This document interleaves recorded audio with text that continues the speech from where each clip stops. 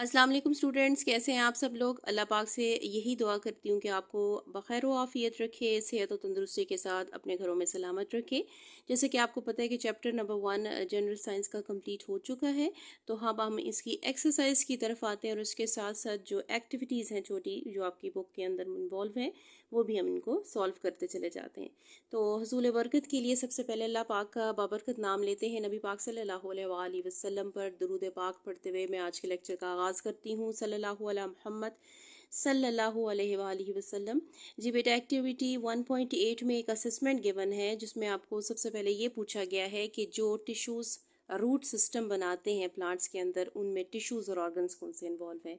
तो आपको मैंने इस इन दोनों जो है ना कॉलम्स उनमें लिख दिया है कि एपिडर्मल और वास्कुलर टिश्यूज़ हैं वो इन्वॉल्व होंगे रूट सिस्टम में। और इसके साथ साथ हम जो देख रहे हैं ऑर्गन्स इन्वॉल्व होते हैं जो कि रूट सिस्टम कंप्राइज करते हैं, वो रूट और उसकी ब्रांचेस होती हैं। इसके बाद पॉइंट नंबर 2 जो है, क्वेश्चन नंबर 2 इसका कि list the tissues in organs जो कि root system in plants involve हैं। तो उसमें आप देख लें कि टिश्यूज़ में एपिडर्मल, मेसोफिल और वास्कुलर टिश्यूज़ इन्वॉल्व होंगे और जो ऑर्गन्स बनते हैं उनसे वो स्टेम और उनकी ब्रांचेस हैं और इसके साथ फ्लावर हैं। तो यहाँ पे बेटा आपका ये जो एक्टिविटी है छोटी सी ये ख़त्म हुई। इसके अलावा आपकी बुक में की पॉइंट्स हैं, आप इनको ऑब्जेक्टिव के लिए ज़रूर प्रिपेयर करें और बहुत सारी चीज़ों के कॉन्सेप्ट्स मैंने इनमें से क्लियर कर दिए हैं।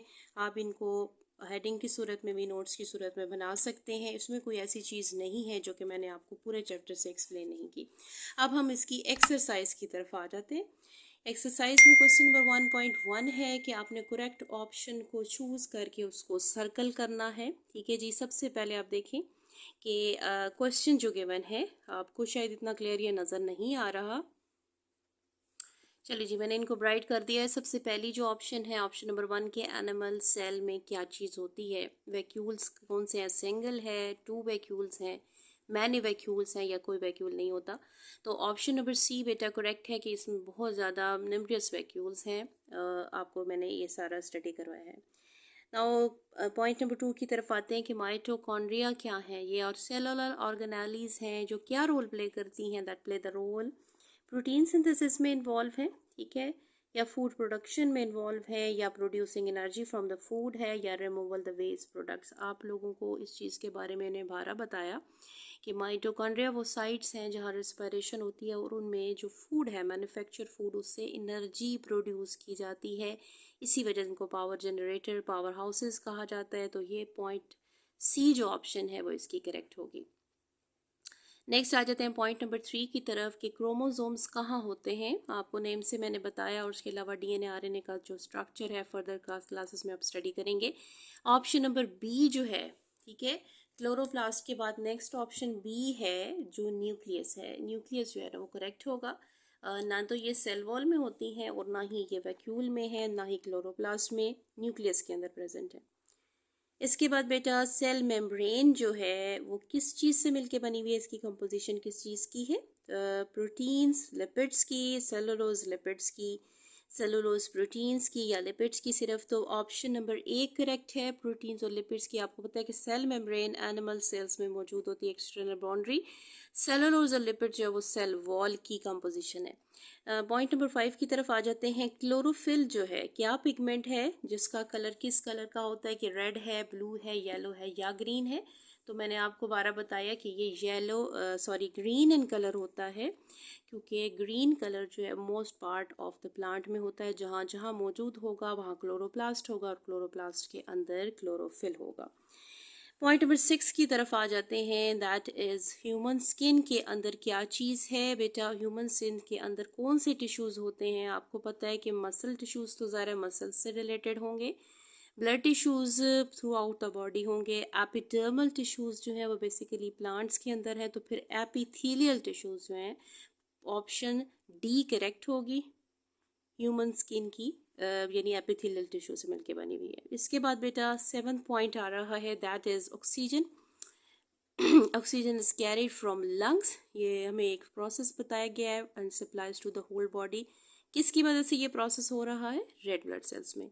रेड ब्लड सेल्स के अंदर जो ऑक्सीजन होती है वही मतलब सॉरी हीमोग्लोबिन जो है वही ऑक्सीजन को लंग से कैरी करके उसके all part of the body में पहुंचाता है, और इसी तरह ऑल बॉडी पार्ट से जो कार्बन डाइऑक्साइड गैदर करता है वो लंग्स को दोबारा देता है ताकि लंग्स उसको बाहर एक्सपेल आउट कर दें। तो ये जो प्रोसेस है ये रेड ब्लड सेल्स के अंदर हो रहा है। इसके बाद पॉइंट नंबर 8 है site for the respiration in the cell. आपको को मैंने ऊपर भी पॉइंट बता दिया कि ना तो ये न्यूक्लियस के अंदर है, ना एंडोप्लाज्मिक रेटिकुलम के अंदर, ना ही क्लोरोप्लास्ट में, ना last option is D option which is mitochondria. तो रेस्पिरेशन जो है वो किसी सेल के अंदर माइटोकॉन्ड्रिया के अंदर हो रही होती है। नाउ पॉइंट नंबर 9 की तरफ आ जाते हैं कि conduction of the water from the root to leaves किसकी मदद से हो रही है। ये पॉइंट आप बिल्कुल अच्छे तरीके से ज़हन नशीन कर लें। मैंने आपको पूरे टॉपिक में 12 ये बताया है कि जाइलम जो है conduction of water dissolve minerals from the soil कर रहा है। हमेशा सॉइल के अंदर से वाटर या मिनरल्स जो हैं वो जाइलम ही की मदद से roots then stem to leaves जाते हैं। तो ऑप्शन नंबर ए इसकी करेक्ट होगी। फ्लोएम नहीं है क्योंकि फ्लोएम जो है वो आपको पता है ट्रांसपोर्टेशन ऑफ फूड करता है, प्रिपेयर्ड फूड।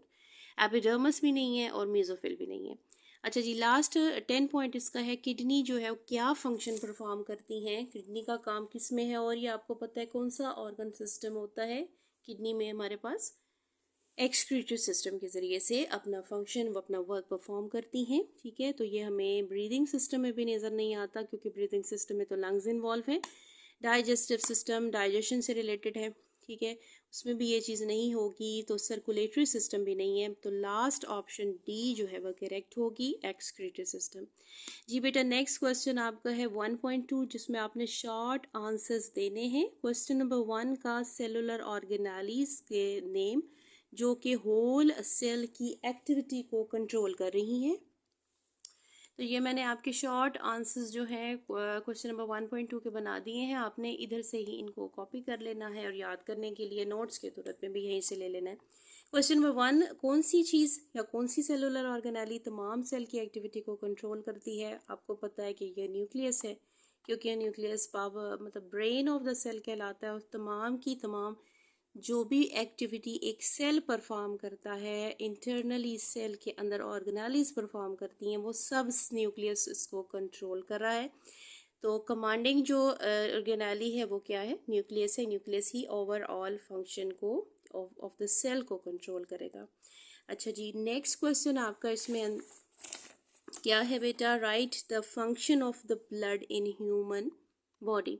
ह्यूमन बॉडी में आपको पता है कि कितने टाइप्स ऑफ ब्लड सेल्स हैं, 2 टाइप्स ऑफ ब्लड सेल्स हैं। तो आपने दोनों का आंसर करना होगा क्योंकि हमें ब्लड का फंक्शन पूछा गया है। तो ओवरऑल हम उनके सेल्स के बारे में बताएंगे जिसमें रेड ब्लड सेल्स और वाइट ब्लड सेल्स दोनों आ जाएंगे। रेड ब्लड सेल्स आपको पता है कि इनमें हीमोग्लोबिन है, ठीक है, और इनका काम क्या होता है, ये ऑक्सीजन को लंग्स से कैरी करते हैं और उसके बाद उसको तमाम बॉडी पार्ट्स की तरफ ट्रांसमिट करते हैं। इस ऑक्सीजन को हर सेल को पहुंचाते हैं।